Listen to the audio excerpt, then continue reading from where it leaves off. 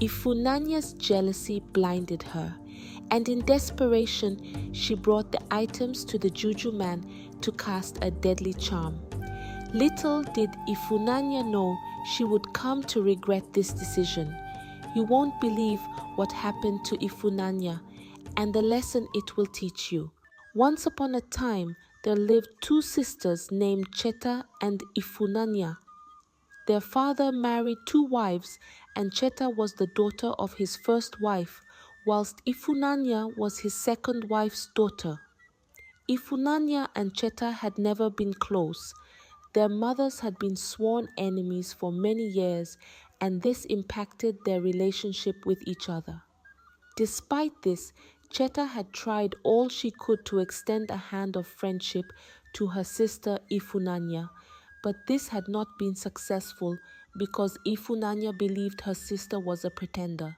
One day, Cheta went to the local market and stumbled upon a very beautiful dress.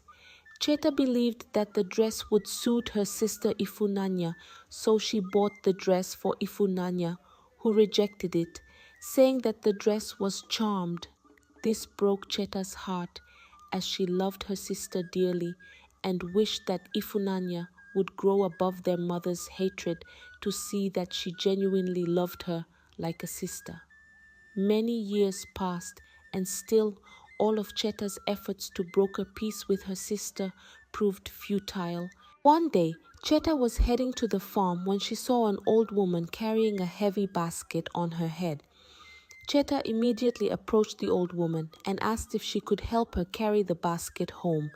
The old woman told her not to worry, but Cheta insisted as she pleaded with the woman to allow her to carry the basket. The old woman later agreed, and Cheta joyfully carried the basket as she followed the old woman home. When they arrived at the old woman's house, Cheta noticed that the old woman's son was extremely sick. He was laying on a mat, shivering and sweating. Cheta asked the old woman if her son had eaten all day, and the old woman revealed that she went to the farm to harvest some crops and also pluck some herbs to prepare his daily concoction for his sickness. Cheta immediately carried the food items to the kitchen and began to prepare a meal for the old woman and her sick son. By the time she was done, it was already dark, so Cheta returned home happy that she was able to help the old woman and her sick son. When Cheta got home, she met her father fuming in anger. "Papa, what is the problem?" she said, as her father began to wail and shout at her, asking why she was returning home late at night. Cheta tried to explain herself, but her sister Ifunanya interrupted her, saying that Cheta spent the whole day at her boyfriend's house.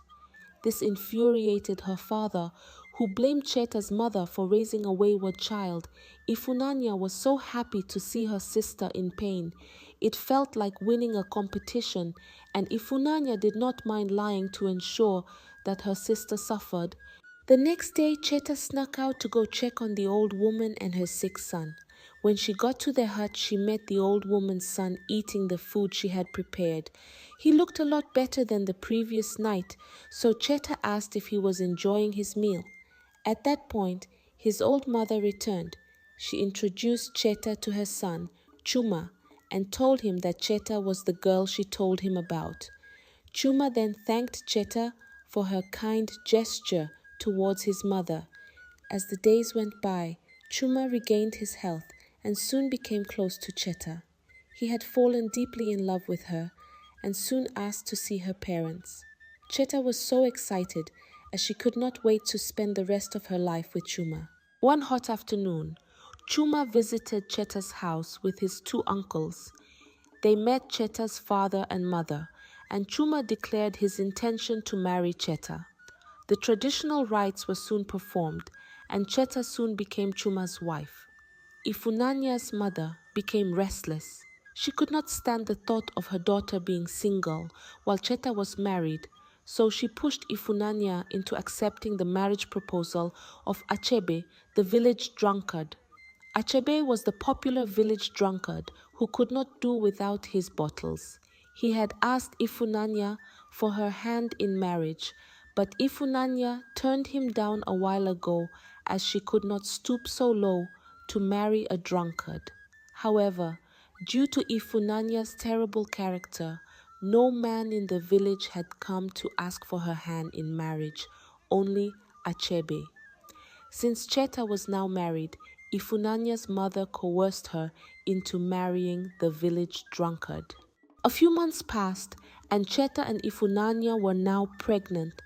They got pregnant at the same time, and Cheta saw this as a sign to push for peace with her sister Ifunanya. She did all she could, but Ifunanya remained adamant. A few months passed, and the sisters were approaching their delivery dates. Cheta's husband traveled to the neighboring village for work, leaving Cheta in the care of her own mother.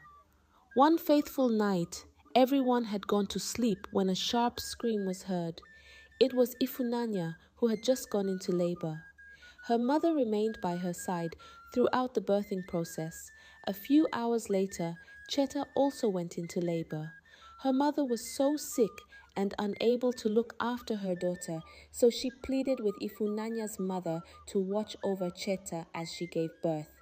It was a very busy night in their household as the two sisters gave birth a few hours apart from each other. Ifunanya's mother then announced to everyone that her daughter Ifunanya gave birth to a bouncing baby boy, while Cheta gave birth to a beautiful baby girl.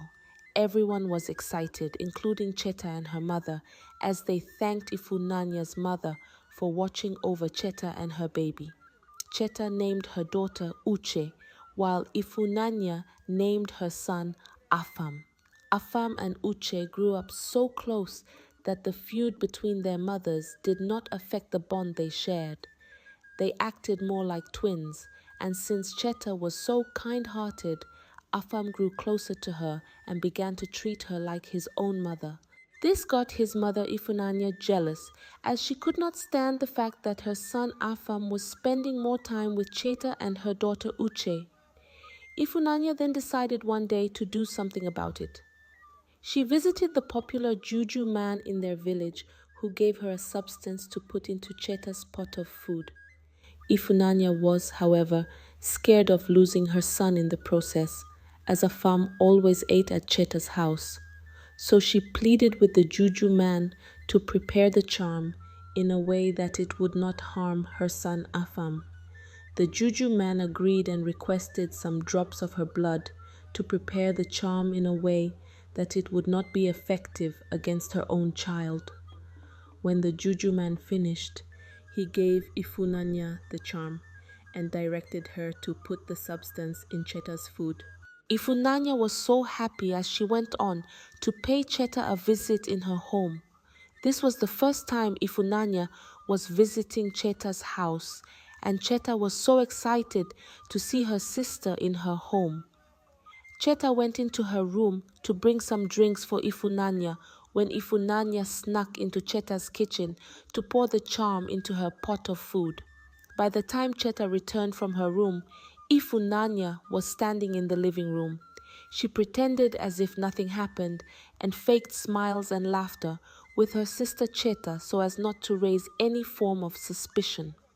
Shortly afterward, she returned back to her hut and was waiting eagerly for the news of the tragic death of Cheta and her daughter Uche. For hours, Ifunanya waited, but nothing had happened. She rushed to Cheta's house and peeped through the window. Cheta and her daughter were not dead, and this infuriated Ifunanya, who went back to the juju man to complain. The juju man was shocked as he could not understand why his charm did not work. He then suggested another charm, but warned that the charm was dangerous and irreversible. He asked Ifunanya if she would like to proceed with the charm, and Ifunanya agreed. The juju man then told her to provide one item each belonging to Cheta and her daughter Uche. The juju man, however, warned Ifunanya not to bring any item that belonged to her own child, because if she did so, she would run mad instantly. Ifunanya rushed home and returned with one item each belonging to Cheta and her daughter Uche. The juju man then proceeded with the charm, and halfway through his incantations, Ifunanya ran mad and began to run around the village. What Ifunanya did not know was that Uche was her own daughter and not Cheta's daughter. When she brought the item that belonged to Uche for the charm, she broke the Juju man's rule, as Uche was her own child. What happened was that on the night when Cheta and Ifunanya gave birth, Ifunanya gave birth to a baby girl, while Cheta gave birth to a baby boy. Ifunanya's mother could not stand the fact that her daughter gave birth to a girl, so she switched the babies and gave her daughter Cheta's son. All these years, Ifunanya's mother kept this a secret, even from her own daughter Ifunanya. Now that Ifunanya was mad, everyone wondered what had happened to her. The whole village went to seek the help of a seer, who told them all that had happened.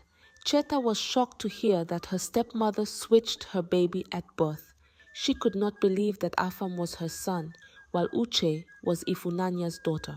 When Uche heard this, her heart broke, because the only mother she had known all her life was Cheta. Although Ifunanya had no idea that Uche was her daughter when she tried to kill her, Uche could not shake the thought that her own mother tried to kill her, so she made up her mind to remain the daughter of Cheta, no matter what. Afam also was disappointed, as he could not believe how far Ifunanya was willing to go to destroy Cheta and Uche, so he moved out of Ifunanya's house to live with his rightful mother, Cheta. That was how Ifunanya remained mad, and the whole village gossiped about Ifunanya and her wicked mother, and no one wanted to have anything to do with them ever again.